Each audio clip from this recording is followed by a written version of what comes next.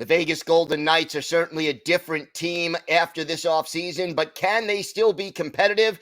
The Pittsburgh Penguins have re-signed Sidney Crosby as they look to continue in the playoff hunt, and the Utah HC has started their first game in their new city. We're going to have all that and more on today's Locked On NHL podcast.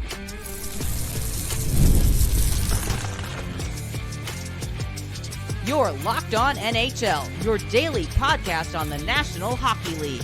Part of the Locked On Podcast Network, your team every day. Gil Martin here, and welcome everybody to the Monday edition of the Locked On NHL podcast, part of the Locked On Podcast Network, your team every day. I want to thank everyone who makes Locked On NHL your first listen every day. Don't forget to subscribe on YouTube or wherever you get your podcasts so you get new episodes as soon as they drop. Today's episode is brought to you by FanDuel. Place your first $5 bet and you'll get started with $200 in bonus bets guaranteed. Visit FanDuel.com to get started.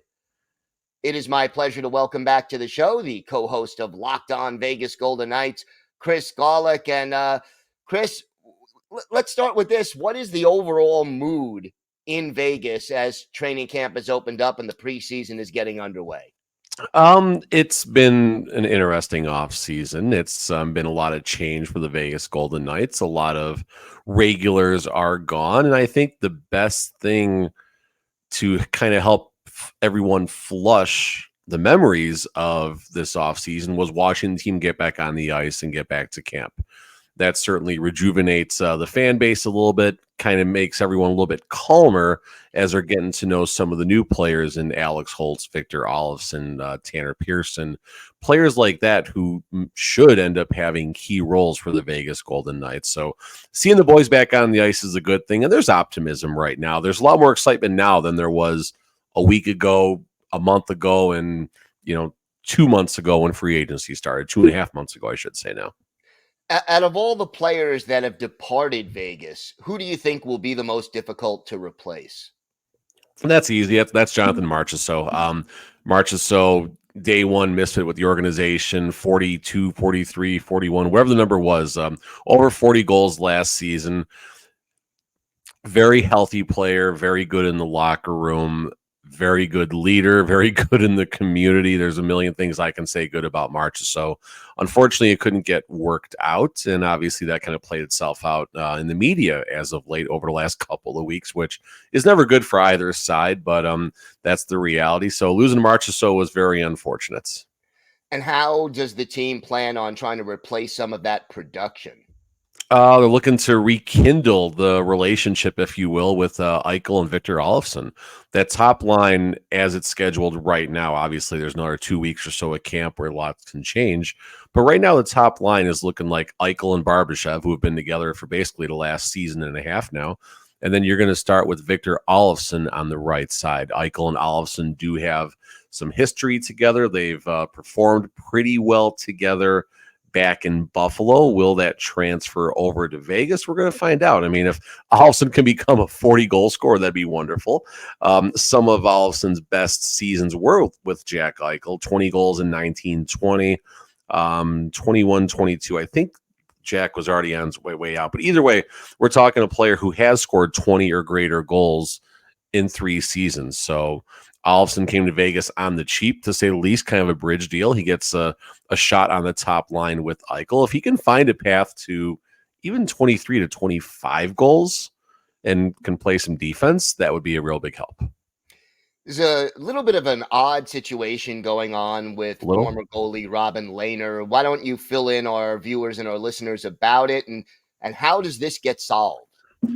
So, I mean, we know Leonard, obviously, there's health issues, there's physical issues, and there's other issues with Leonard. And at the end of the day, you hope he is in a better place. He's been in the player assistance program. I don't know if he's currently a part of that, but he has been in the NHL player assistance program number 1. So obviously you hope everything is going okay there. But Leonard did not show up to training camp. It's mandatory that players show up as part of their contract with the team, and somehow the NHLPA and everything kind of comes together here. But Leonard did not show up for his mandatory evaluation. I don't know what that entails, but let's just assume someone's going to check a box, play or unfit to play. And then obviously if he's unfit to play, which is the likely scenario, then the Golden Knights do whatever it takes to put him on LTIR, as they have for the last, I think, 3. This will be the 3rd season now, if I'm not mistaken, maybe the 4th, whatever it is. Leonard would be on the LTIR. Leonard still gets paid. He still gets his money from the Vegas Golden Knights. And that's $5 million that the Golden Knights kind of have to work with. Right now, today, technically, the Golden Knights are minus $3.6 million on the salary cap. That has Robyn Leonard's money playing, obviously. So if Leonard's $5 million goes away, now the Golden Knights got $1.2, $1.3 million to work with, which I'm sure they are counting on. The other side of this is if Leonard did not show up, he's also potentially forfeiting is $4.5 million in real money he would be making. So there's a lot of interesting things. McCrimmon opened up Thursday's media availability with this statement. Robyn will not be reporting to the club this year. He continues to be unfit to play. There are unique circumstances surrounding the situation that the NHL and NHLPA and the club are currently working through. Collectively, we are assessing our next steps. And when we have more to say, we will. There will be nothing farther until then. So I don't think this is going to negatively impact the Golden Knights from a salary perspective. We'll see what happens. Really fast, Kelly McCrimmon was on the NHL Network last week, and he made it a point to tell everyone that Robyn Leonard received a Stanley Cup ring, even though he didn't take the ice once in that 22-23 season. I find it kind of strange because the NHL Network actually randomly asked Kelly McCrimmon, hey, how's Robyn Leonard these days? How are things going? Oh, well, last we saw him, we gave him a Stanley Cup ring. And now all of a sudden, a couple days ago, he's not reporting. So it's a very interesting situation, and it's fluid, as they say, right? It's fluid. Well, I'm sure you and your co-host will have it covered every step of the way on Locked On Golden Knights. We'll try. It's strange. What are the Vegas Golden Knights' biggest concerns here as training camp is getting underway? Replacing the 90 or so goals that left last season with Marchessault, Michael Amadio, Will Carey, Alec Martinez, Chandler Stevenson. I probably should have listed him second. That's number one. So now the next concern, if you will, is going to be Olofsson, Dorofeev, Pearson, Alex Holtz, Brendan Brisson, those 5 players somehow playing out and replacing all or most of those goals, hopefully. Next concern is going to be health. Mark Stone, QLTIR Joe Kieran, that's fine.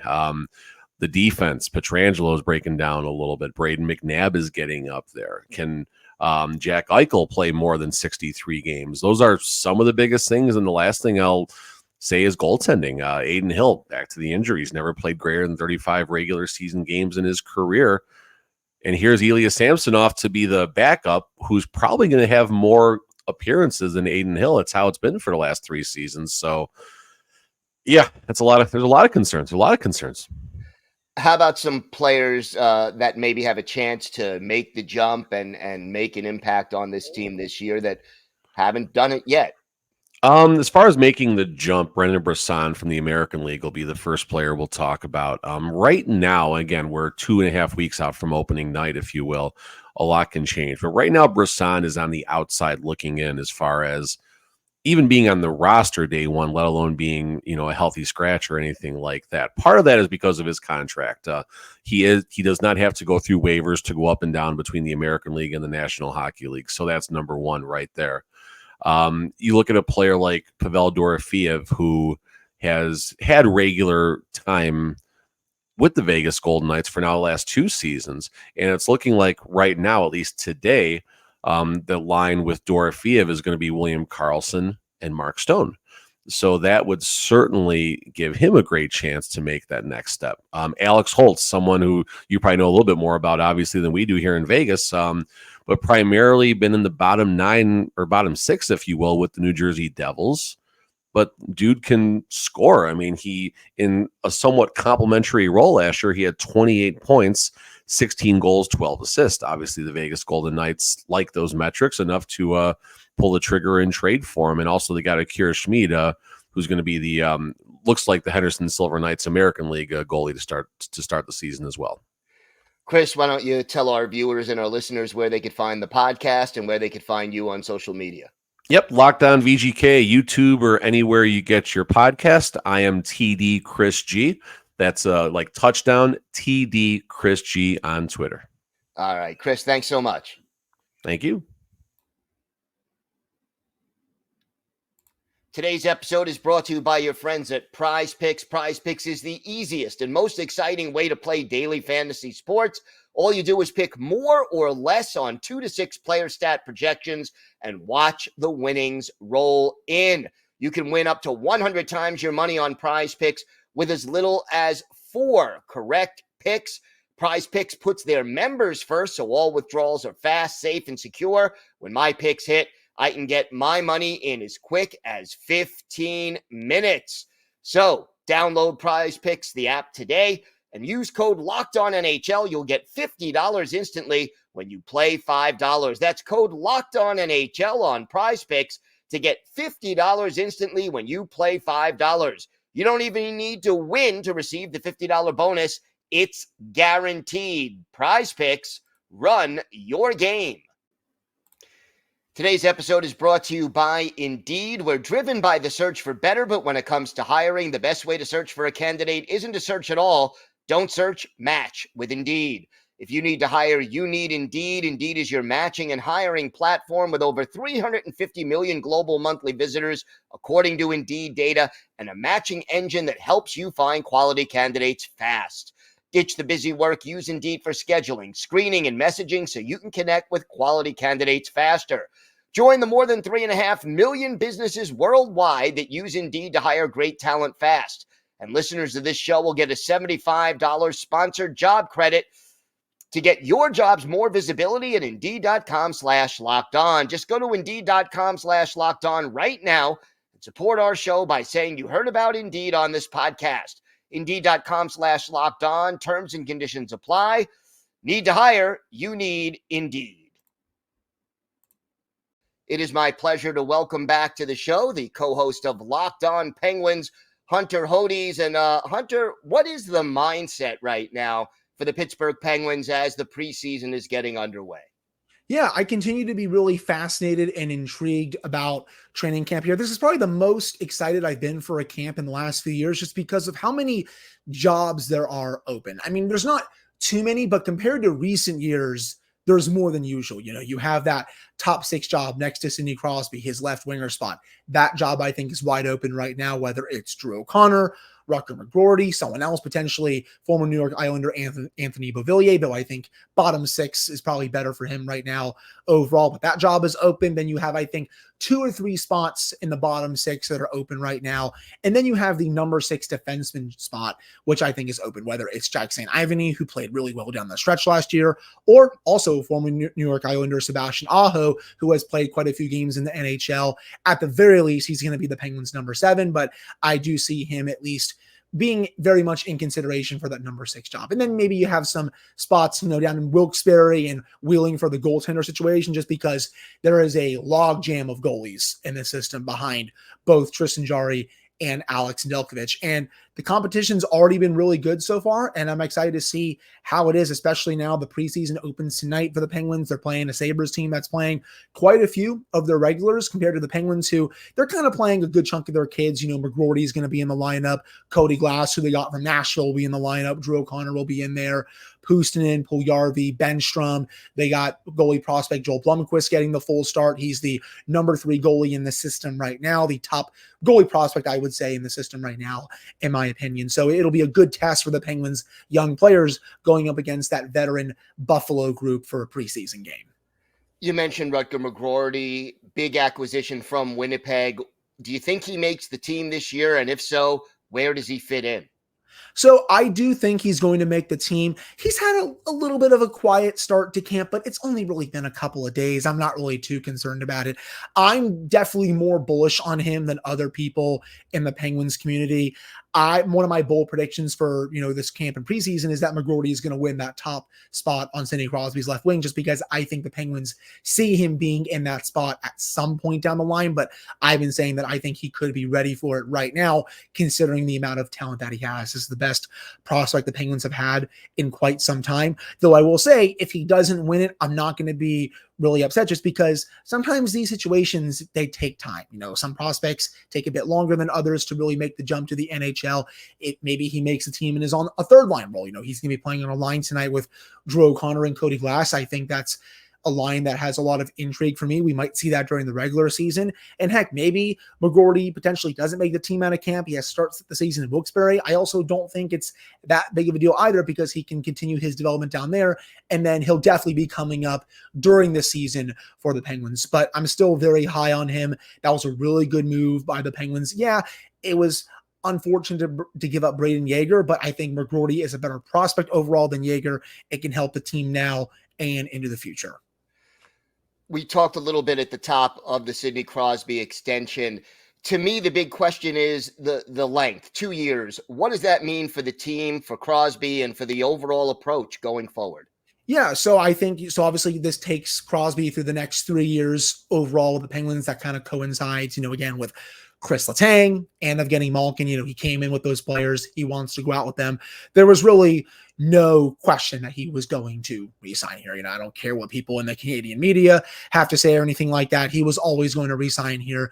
He wants to be a Penguin for life. If there was one thing that maybe surprised me about the contract, it was the fact that it was 2 years. I thought it was going to be 3 years. And I guess if I want to take it a step further, maybe another surprise was that he just kept the same AAV of $8.7 million. I thought he was going to get $10 million plus on this next contract, considering that he's very much deserved to have an AAV like that throughout his career. But him taking that type of contract just goes to show how great of a person he is, both on and off the ice. He knows the Penguins salary cap situation. He wants to help any way he can and help Kyle Dubas just build the best team around him.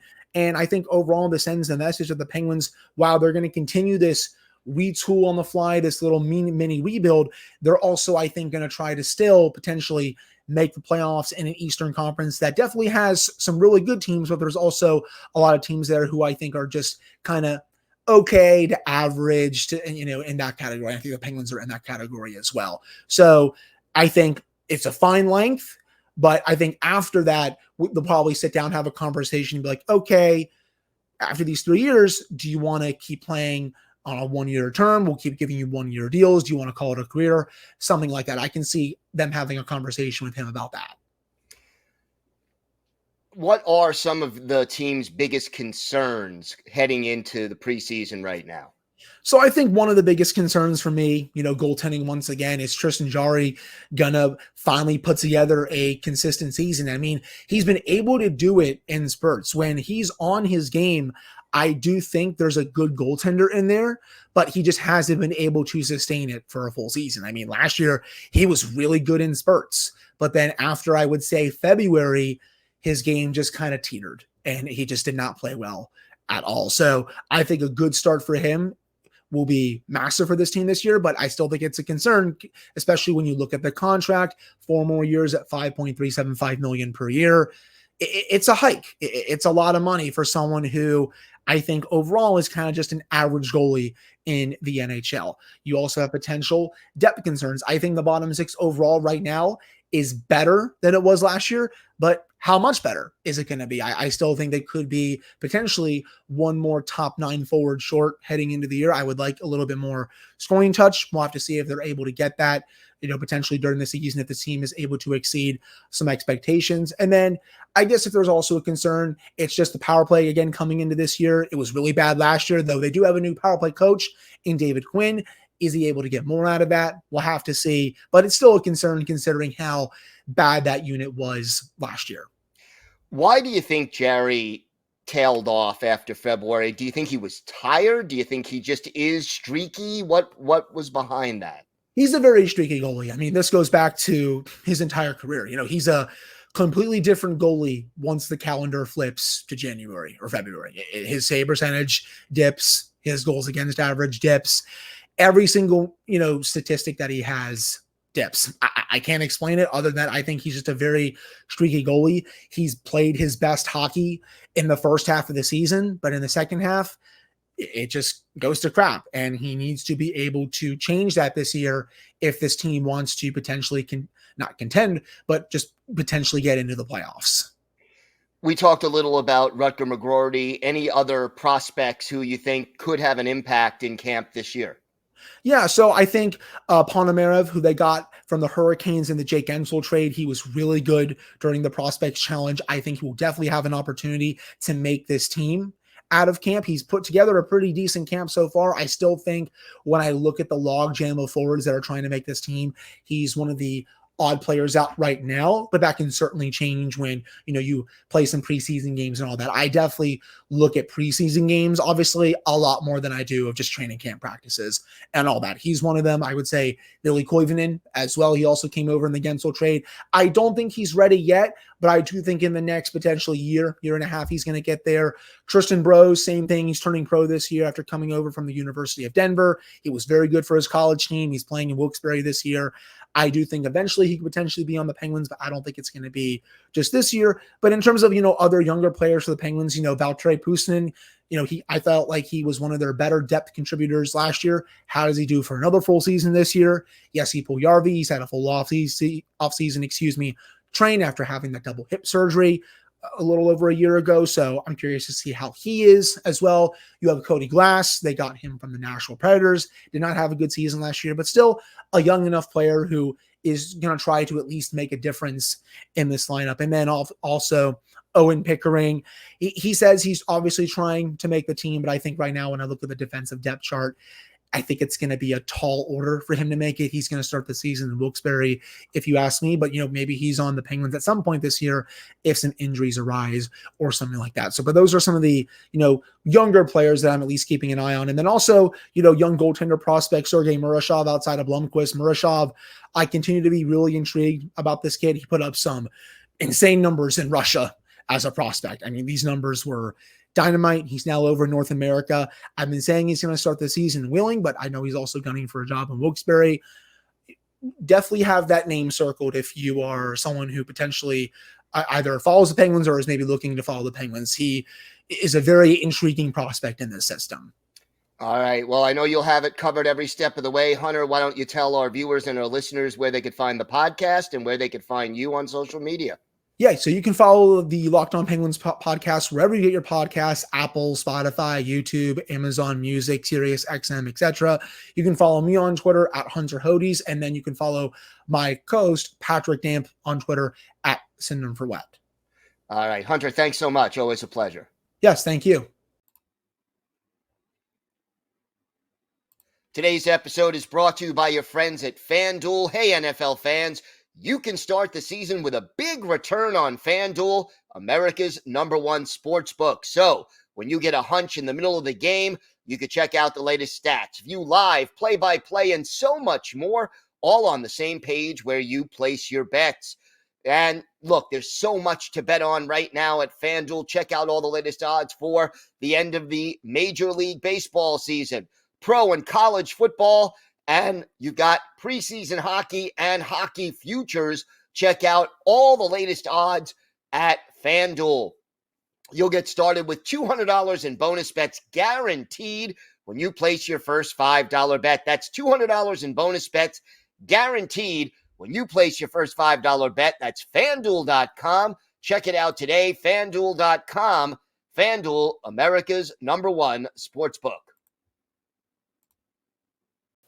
It is my pleasure to welcome back to the show the co-host of Locked On Utah HC, Robyn Leano. And Robyn, some exciting times for this team. How did it feel to see this team out there on the ice for the first time in their new Utah uniforms representing a new city? Oh, I think the hype is real. We're now, finally starting to, see the grasp of everything. A lot of people got a chance to see a little bit of the rookie tournament and see what those jerseys look like. Now being able to see it at, on home ice, whatever, again, with the, first game at Delta Center coming up pretty soon, for at least for preseason. The hype is there. Everyone is buying in and just getting super excited for this team. They're getting their merch. They're getting everything. And again, and all that for a team that still technically doesn't have a full-time name yet. They're still going by Utah Hockey Club. I love it. What is the buzz around Salt Lake City and the surrounding area? Right now, a lot of it is it's the buy-in for a couple of things. One, it's a new team, a new professional sports team. They're growing. They're trying. It's a city that wants to see how close to getting the Big Four they can get. They already have a basketball team. They just got a hockey team, and they're just buying into all that. But two, it's taking a look at what the previous Arizona Coyotes had started building and seeing where they're at right now. They are at a unique moment, which is a turning point in their rebuild, which is the point in which they can start becoming a competitive team, in which they're going to be an exciting team to watch. There's so many awesome names. Dylan Gunther being locked into an 8-year contract, Clayton Keller and Lawson Krause and Nick Schmaltz being part of this core long term as well. Like they're buying in because they know who these guys are going to be in the years to come.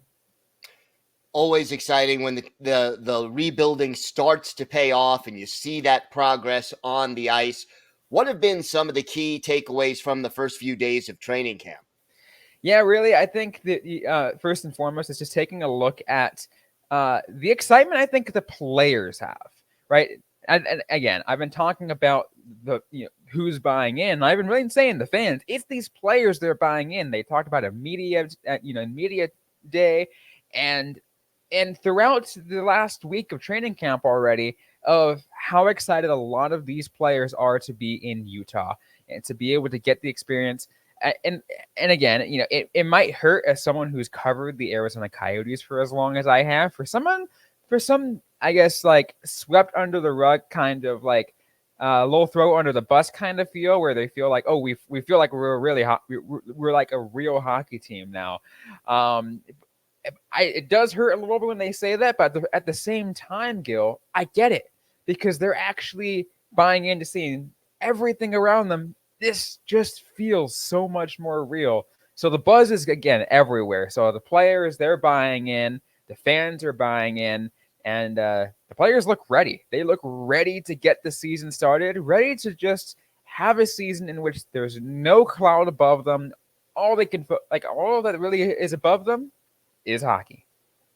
Yeah, and obviously I would think for the players also, and I don't mean this as a disrespect to Mullet Arena, but playing in an NHL-sized arena has got to feel different for the players as well. Yeah, and again, I think the biggest thing, the one thing I do want to point out is Delta Center right now is by no means in a what should be up to standards for an NHL arena yet. It's got only 10,000 unrestricted seats. It's double Mullet, yes, right, but it is nowhere what it should be. And that's what they're doing. They're focusing on getting those renovations in. I think the state of Utah just officially approved the plan. So now now the city has to approve the tax for that. But they're going much further steps, and they're ready to make that done and get it done within the next 3 years. So Delta Center can have a full, authentic, real NHL hockey experience. On the ice, who are some of the players who maybe weren't on this team last year who are going to have a real opportunity to shine this year? Yeah, one of the things I'm really interested to see who makes an impact. Everyone's going to talk about Mikhail Sergachev and John Marino on the defense, and sure, there's going to be so many eyes on those players, but I want to also give a quick shout out to see exactly the effects of what Kevin Stenlund's going to make. He was brought in to add on to the depth for this Utah Hockey Club forward group that's already pretty strong. He's going to be in that third, maybe fourth line center position, but I've always said this on multiple, whether it's on Locked On Utah Hockey Club, Locked On Coyotes, or any other previous show I've ever hosted, is it always goes down to how strong your fourth line guy is. So I'm curious to see exactly what Kevin Stenlund's going to do, and I encourage all fans to watch what he does as well. Yeah, it should be interesting to see how that all pans out. What is your biggest concern about this team now as preseason is getting underway? I think the biggest thing, and it's a tough one to actually to really analyze, but I'll go ahead and say it anyways. This defense is a new defense. They still have a lot of a lot of returners. Yusuf Alamaki is coming back. Sean Dursey is coming back. You're seeing some people come back, but at the same time, your top two, some of your top two guys, ones I just mentioned, in Sergachev and Marino, they're big question marks. We know they're going to be good, but how well do they work with others? How well are they going to work to create the full pairing? Is it going to work? Is it going to look good? Is Sergachev actually going to be healthy? I think those are some of the big questions, and seeing exactly where they all fall into place. And am I really concerned about it all? Not necessarily, but I feel like it's something to definitely take a look at and to say, okay, this is something that we should definitely keep an eye on, and maybe raise raise an alarm if let's say Sergachev gets injured again. Like, okay, we got to figure things out. What's going on here? Is there any concern that all of this newness, that moving to a new city, playing in a new arena, is a bit of a distraction maybe for some of the players? I think there definitely could be a little bit of concern about that. Based off what I've been hearing, to me, I think it's actually going to almost be like the opposite for a lot of these guys. I feel like it's going to be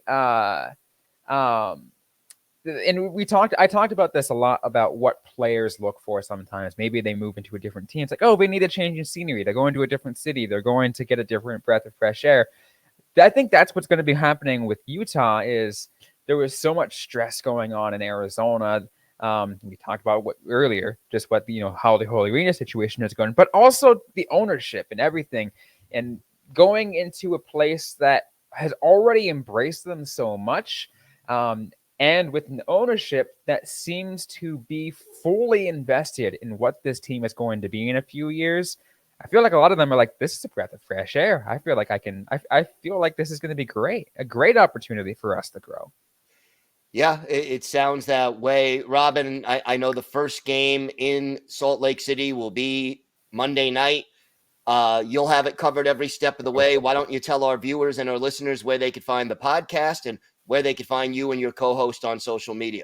Yep, of course, podcast can be found everywhere you get your shows. On social media, it is on X, Threads, and Instagram at LO_NHL Utah. We're also on TikTok at LO_Utah Hockey. I'm personally at Robyn_Leano. It's Robyn with a Y _LEANO. And my co-host, Tom Callahan, you can find him at Callahan on air. All right, Robyn, thanks so much. Always a pleasure. Thank you for making Locked On NHL your first listen today. Now for your second listen, go find Locked On NHL Prospects, where you can learn about the future NHL stars today. Find Locked On NHL Prospects on YouTube or wherever you listen to podcasts. That's going to do it for this episode of the Locked On NHL podcast. I want to thank my guests. I want to thank Chris Gawlik of Locked On VGK, Hunter Hodies of Locked On Penguins, and Robyn Leano of Locked On Utah HC for joining me today. I'm Gil Martin. I host the Monday edition of Locked On NHL, and I co-host the Friday edition along with Rachel Donner. Don't forget, Locked On NHL is here for you every Monday through Friday, bringing you the biggest stories from around the National Hockey League. Have a great day, everybody. Stay safe, and thanks for listening to and watching the Locked On NHL podcast.